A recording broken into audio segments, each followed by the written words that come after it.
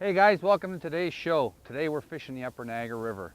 The Upper Niagara River consists of fast waters and various depth changes. It can be a struggle to fish, but if you know how to fish it, it can pay off big time.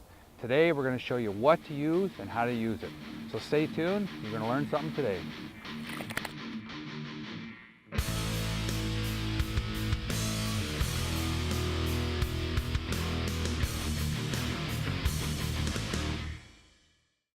Okay guys, we're at our first spot on the Upper Niagara today. We got about a 1.5 mile an hour current speed. By the looks of the water, it doesn't look that fast, but we're actually moving pretty good. And it's going to get faster later on. The day progresses, they pull more water down by the falls. It's going to start moving faster. We're using our 1/2 ounce weighted tube. And most important part of when you're fishing the river in these current situations is you want to try and fish straight down beside the boat. If your bait swings off to the side, you get a snag real fast. So we're going to try and fish straight down, drop it right over the side.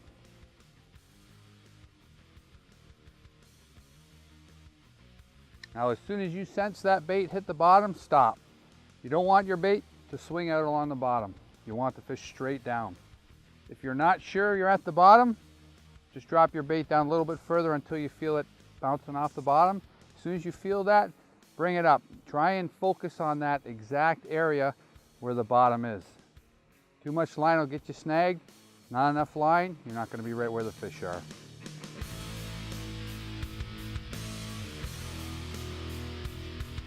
Fish. That's a good fish too. Under the boat already. Going right back to the bottom.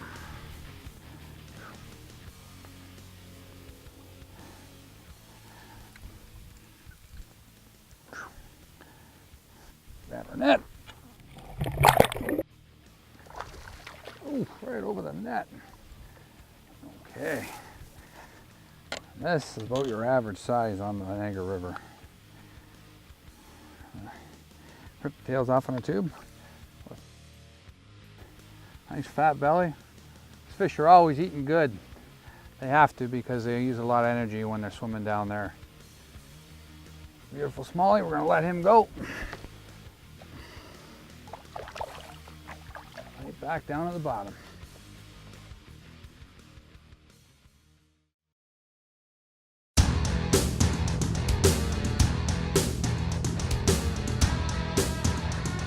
Today Pete is using ISG's 4-inch Intimidator tube, rigged with a Top-Notch Tackle's 3/8 and 1/2 ounce tube and tail jig head.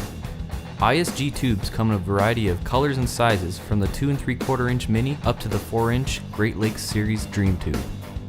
All ISG tubes are salt and garlic scent impregnated, which keeps the fish holding onto the bait longer after the initial strike.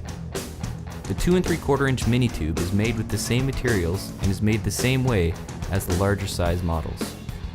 Both the Intimidator and the Great Lakes Series Dream tubes are 4 inches in length. The difference between the two is that the Great Lakes Series tube has been re-dipped 4 times in total. This gives the tube a larger profile and offers that lunker bass a larger meal in one bite. The Great Lakes Series tube are the tubes of choice when looking for that kicker fish. One extra bonus when using the Great Lakes Series tube is that you have 2 baits in one. These larger tubes can be peeled down to give you a skinny profiled 4-inch tube.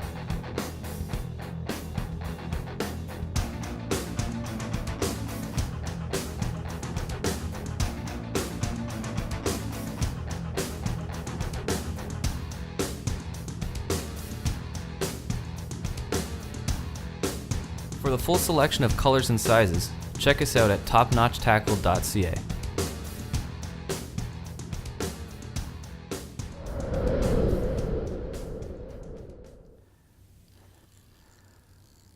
That's a good fish.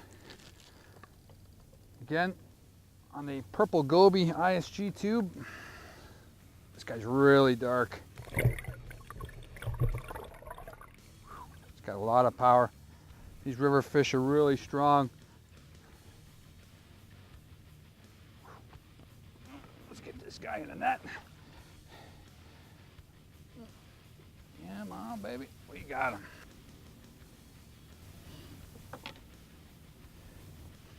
This guy's got a fresh sore on him. Looks like he was hit by a muskie or something. And a nice fish, nice and fat right through here, nice and fat. Beauty. Let's get this guy back in. Oh yeah, definitely. Yeah, got a couple marks on the side. There she goes.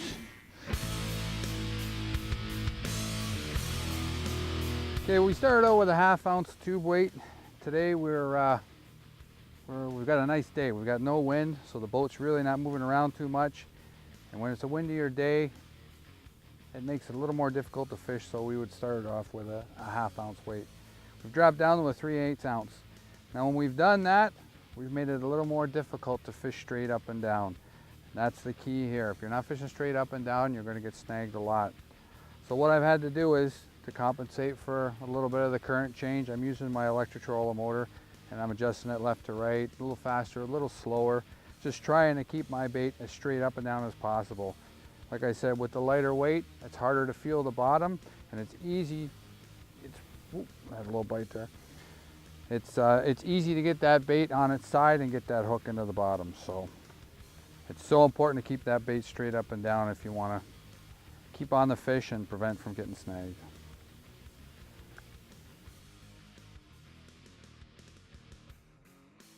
Now once in a while, we're going to give our rod tip just a little snap. We just want to cause that bait to jump off the bottom.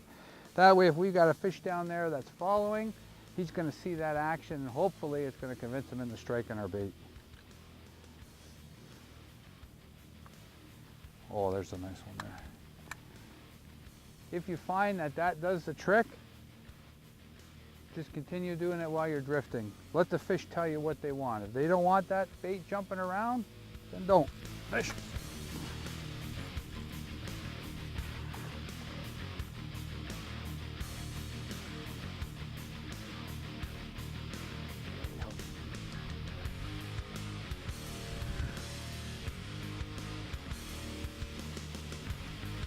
Little Niagara River smallie.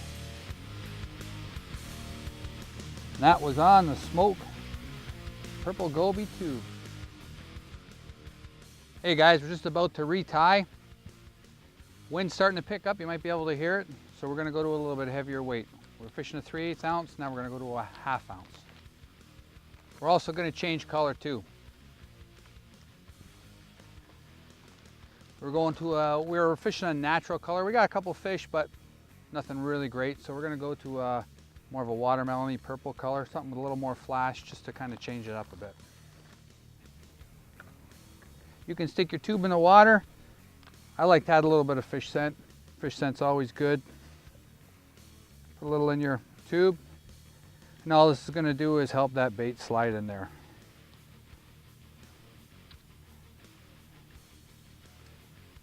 Just like so, make sure you push it as far to the end as you possibly can. Use your fingernail to poke your eyelet through. Obviously that's where you're going to tie your fishing line.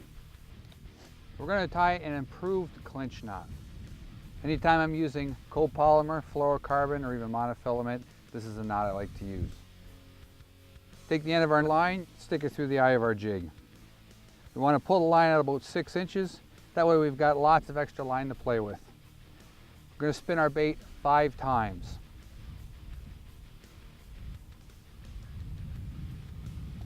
Once we've spun the bait, we stick the end of the line back through the loop closest to your hook eye.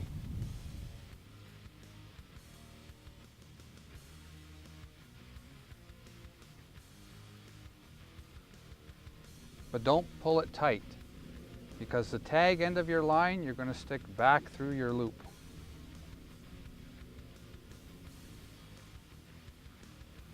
So this is what it looks like.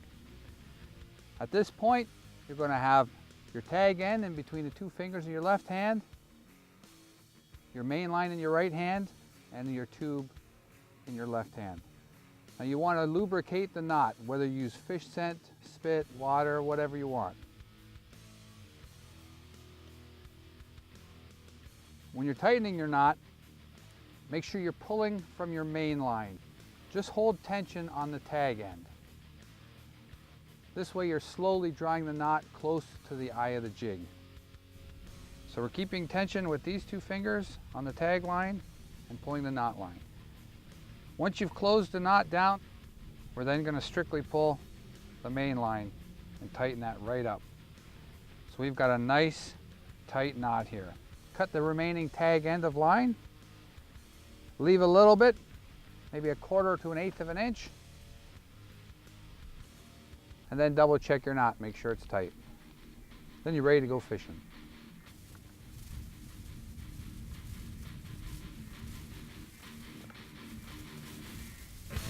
Oh, that's a good one. Oh, that's a good fish.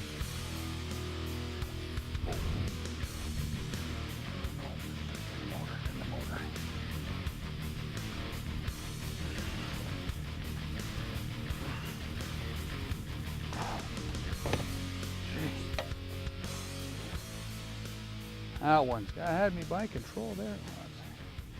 Not a giant, but it's a good one.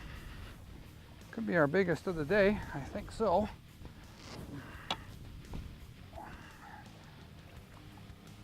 Oh yeah. That's a good looking upper river smallie. Look at that.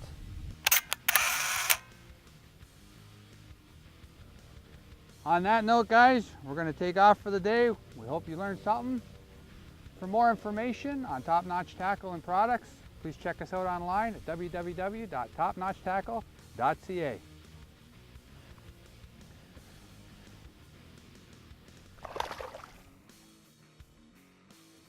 Today's tackle, Dobbins Champion Series rod, 683. This is a 6/8 medium action fast tip.